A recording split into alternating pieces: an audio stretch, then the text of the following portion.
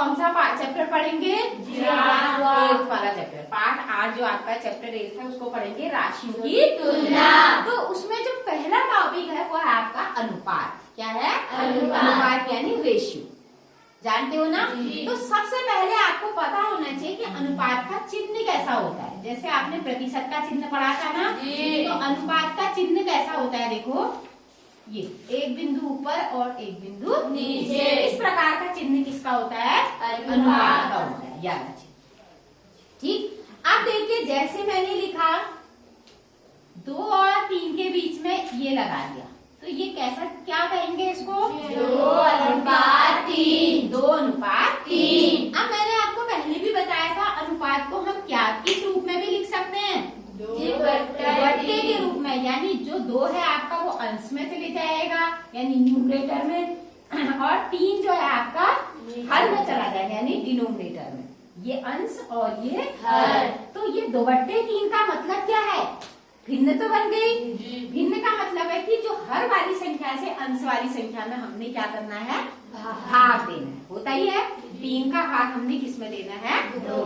तो 2 अनुपात 3 को हम किस रूप में लिख सकते हैं? 2/3। 2/3 लिख सकते हो ना। अब जैसे मैंने आपको बीच में सवाल भी बताए थे कुछ उससे रिलेटेड, जैसे मैंने कहा था कि 5 का, जैसे एक ले लेते, 5 का 10 के साथ अनुपात, 5 का 10 के साथ अनुपात, तो इसको सरल कीजिए। तो आप इसको क्या लिख देंगे? 5/10। तो 5 और 10 दोनों एक संख्या से कर सकते हैं। किससे करते हैं? 5 से कर सकते हैं। 5 का 5 दूना 10। तो क्या आ गया बच्चों? 1/2। 1/2 को हम क्या भी लिख सकते हैं? 1/2। यानी 5 अनुपात 10 को हम सरल करेंगे तो क्या आ जाएगा? 1/2। तो इस प्रकार से हम अनुपात को, किस प्रकार से हम इसकी छोटी फॉर्म सरल कर सकते हैं? क्या कर सकते हैं? यानी सिंपलेस्ट फॉर्म बना सकते हैं। जैसे आपका एक प्रश्न हम ले लेते हैं, 45 अनुपात 108। 45 अनुपात 108। अब इसका मतलब क्या है? 45/108। अब आप सोचेंगे कि यार इसमें किस संख्या से भाग जाएगा दोनों में, है ना? थोड़ा तुम्हें मुश्किल लग रहा है, तो इसको हम ये ज्ञान करने के लिए कि हम 45 और 108 में किस संख्या से भाग दे सकते हैं, इसके लिए हम पहले इसका क्या निकाल लेंगे? मौसौ। क्या निकाल लेंगे? मौसौ। HCF यानी मौसौ। क्या निकाल लेंगे? HCF। तो मौसौ निकालने का तरीका आपको पहले भी समझाया गया है। जैसे आप सबसे पहले 45 के अभाज्य गुणनखंड कर दो। क्या कर दो? अभाज्य करो। 45 में किसका भाग जाता है? 5 का। सबसे छोटी अभाज्य संख्या 5 का ही भाग जाएगा।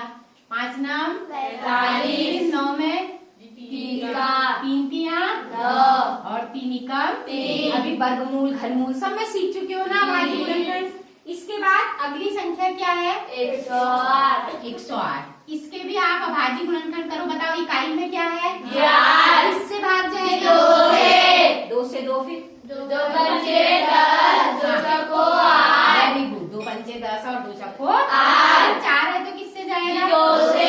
2 जरा 2 दूनी 4, 2 सत्ते 14। Very good. 2 दूनी 4, 2 सत्ते 14। अब क्या 2 से जा सकता है? 2। तो किससे जाएगा? 3 से। 3 से जाएगा। किससे जाएगा? 3 से। कहाँ जाएगा? 3 नम 27। फिर 3 दिया 9। फिर 3 एकम 3। आपको अभाज्य गुणनखंड करने आ गए ना? जी। आप देखो बहुत आसान है, आपको मैंने समझा भी रखा है, लेकिन अगर आप भूल गए हो तो आप यहाँ पर इसको रिवाइज कर सकते हैं। 45 के क्या क्या गुणनखंड आए बोलो? 5 गुणा 3 गुणा 3। और 108 के 2 गुणा 2 गुणा 3 गुणा 3 गुणा 3 आए ना? जी। तो ये आपके गुणनखंड। अब आपने देखना है कि कौन कौन सी संख्या दोनों के गुणनखंडों में है। अब देखो यहाँ 5 है, क्या यहाँ 5 है? यहाँ 3 है, क्या यहाँ 3 है? तो एक तो ये 3 आ गया और एक 3 यहाँ। अब यहाँ भी एक 3 और है और यहाँ भी है ना? 2 3 ऊपर भी हैं और 2 3 नीचे हैं। तो अब इन 2 जोड़ों में से ये 2 का एक जोड़ा बना लेंगे और इन दो का एक जोड़ा। बताओ इन दोनों में से एक लेंगे। यहाँ देखो 45 वो 108 का 900 मतलब HCF कितना हुआ? इन दो तीनों में से एक तीन लिया और इन दो तीनों में से एक तीन लिया, कितना आया? इंडिया 9।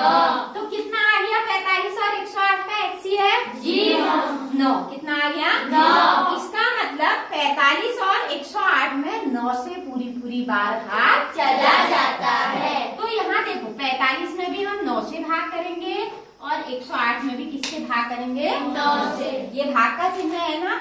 अब 45 में 9 का भाग दो जल्दी से। 9 पंचे 45 5 बार और 108 में दो। कुछ बच्चे पहले ही देने लग गए, मैडम पूछेंगी करके। 9 का भाग 108 में जल्दी से दो। 9 का भाग पहले 10 में दो।